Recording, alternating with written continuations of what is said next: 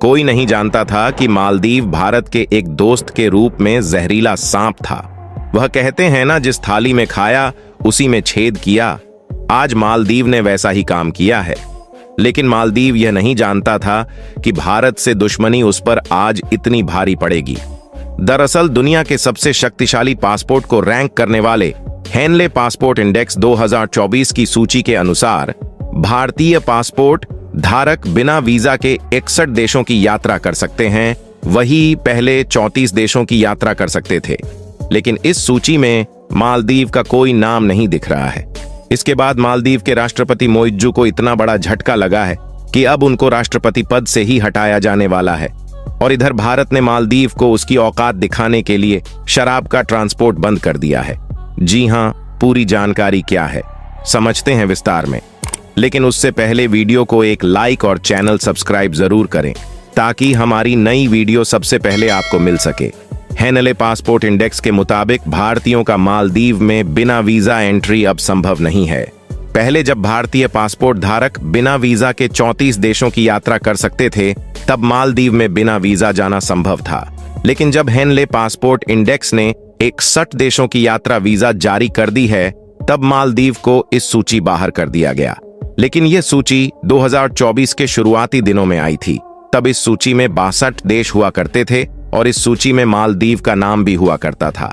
लेकिन जब 2024 के पहले सप्ताह के बाद भारत और मालदीव के बीच विवाद और दुश्मनी जैसी हालात हो गए और मालदीव ने भारत के पुराने दुश्मन चीन से फ्रेंडशिप कर ली, जिससे मालदीव भारत के लिए एक दुश्मन देश बन गया। और मालदीव की यात्रा में जाने वाले भारतीयों की सुरक्षा के लिए भारतीय विदेश मंत्रालय ने हेनले पासपोर्ट इंडेक्स को इस बात की सूचना दी। और फिर इस सूची में एक और अपडेट आया और मालदीव का नाम जड़ से हटा दिया गया और इस सूची में से 61 देश ही रह गए। भारतीय विदेश मंत्रालय ने भारतीयों की सुरक्षा के लिए यह कदम उठाया। इस कदम से मालदीव टूरिज्म सेक्टर को बहुत बड़ा लॉस देखने को मिल रहा है। जहां पहले भारतीय पासपोर्ट धारक मालदीव हर महीने 1-1.5 लाख की संख्या में जाते थे और यह अब घटकर 40 से 50 हजार ही रह गई है। अब चलिए दोस्तों, यह जानते हैं कि आखिर सरकार ने मालदीव को शराब भेजना क्यों बंद कर दिया है। मालदीव में ज्यादातर लोग जब वेकेशन पर जाते हैं तो उनको शराब चाहिए होती है, इसलिए शराब की बिक्री ज्यादा होती है और अच्छी कमाई भी होती है। इस हिसाब से मालदीव को शराब से काफी अच्छी इनकम हो रही थी, जो सीधे तौर पर मालदीव की अर्थव्यवस्था को अच्छी रफ्तार दे रही थी। अब भारत ने मालदीव में शराब का एक्सपोर्ट करना बंद कर दिया है, इसलिए मालदीव के रिजॉर्ट मालिक शराब का स्टॉक कर रहे हैं, क्योंकि उनको पता है कि मालदीव में ज्यादातर टूरिस्ट शराब प्रयोग करते हैं। मालदीव के रिजॉर्ट मालिकों को यह भी पता है कि मालदीव में आने वाले समय में शराब के दाम बढ़ने वाले हैं, शराब की कमी भी होने वाली है, इसलिए शराब की होल्डिंग शुरू हो चुकी है। मालदीव की विपक्षी पार्टी में गुस्सा बढ़ता जा रहा है और अब तो महाभियोग लाने की तैयारी भी की जा रही है, जिसके जरिए मोइजू को सत्ता से बाहर का रास्ता दिखाया जा सके। विपक्ष के एक बड़े नेता ने मालदीव के राष्ट्रपति मोइजू से कहा है कि वह भारत के पीएम नरेंद्र मोदी और भारत से माफी मांग लें ताकि हमारा टूरिज्म सेक्टर बचाया जा सके। विपक्ष कहता है कि भारत हमेशा ही मालदीव के लिए खड़ा रहा है। भारत एक फोन कॉल पर मालदीव के लिए दौड़ा चला आता है। अगर जल्द ही भारत के साथ संबंध नहीं सुधारे गए तो हमारी इकोनॉमी खतरे में पड़ जाएगी, जो भारत की शराब और अन्य प्रोडक्ट पर टिकी हुई है।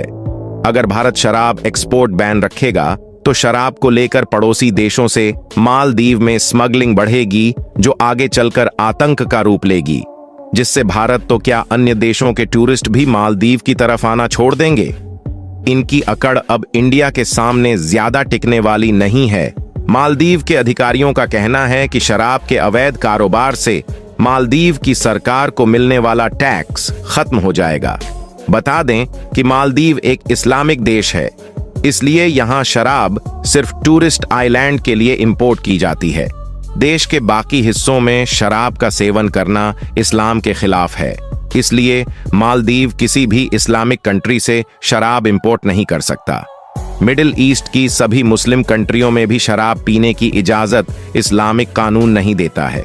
मालदीव की इकोनॉमी का डाउनफॉल देखकर अफरा तफरी मची हुई है। देर रात जब सांसद लात घूं से चलाकर वापस अपने घरों को लौट रहे थे तो उन्हीं में से एक सत्ता दल की महिला सांसद स्कूटी पर बैठकर जा रही थी। उस पर जाते जाते भी लात घूं से बरसाए और उसे पकड़कर पीटा भी गया। हालांकि वहां पर सुरक्षा कर्मी थे जिन्होंने उसे बचाने की पूरी कोशिश की। लेकिन अगर आप सोच रहे हैं कि सब कुछ खत्म हो गया है तो आप बिल्कुल गलत हैं, क्योंकि अभी तो मामले की असल में शुरुआत हुई है। अब लगता है मोइजू के कानों तक लात घूंसों की आवाज पहुंचने लगी है। मालदीव की संसद में भूखी जनता की आवाज पहुंचाने के लिए लात घुसे चल रहे हैं। बहुत जल्द मोइजू के होश ठिकाने वाले हैं, क्योंकि दुनिया में इंडिया से बड़ा एक्सपोर्टर कोई नहीं है। एमडीपी के संसदीय दल के उपनेता अनवर हुसैन ने द हिंदू से कहा, राष्ट्रपति मोहम्मद मोइजू हिंद महासागर क्षेत्र को अपनी नीतियों के कारण खतरे में डाल रहे हैं। वह सेना की मदद और पैसे का इस्तेमाल कर देश की संसद को सही आरएचजी से चलने नहीं दे रहे हैं। उन्होंने कहा, हम भूगोल को नहीं बदल सकते, हम चीन को उठाकर मालदीव के करीब नहीं ला सकते। भारत हमारा सबसे करीबी पड़ोसी देश, दोस्त और परिवार है। फिर चाहे दवा हो या खाना, हम भारत के बिना नहीं रह सकते। हम शांति से इसलिए रह पाते हैं क्योंकि भारत पड़ोसियों को पहले रखने की नीति पर चलता है। 80 सदस्यों वाली मालदीव की संसद में एमडीपी के पास 42 सीटें हैं। एमडीपी को 13 सीटों वाले डेमोक्रेट्स का भी समर्थन मिला है।